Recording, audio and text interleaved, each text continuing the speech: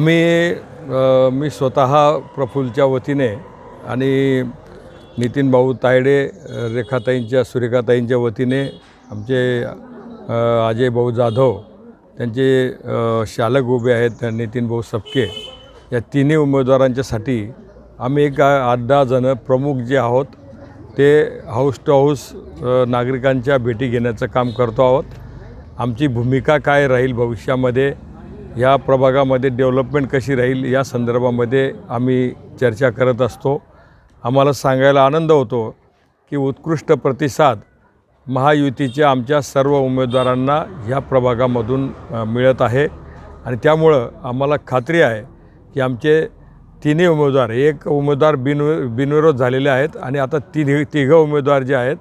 हे तिघंसुद्धा प्रचंड बहुमताने या ठिकाणी निवडून येतील।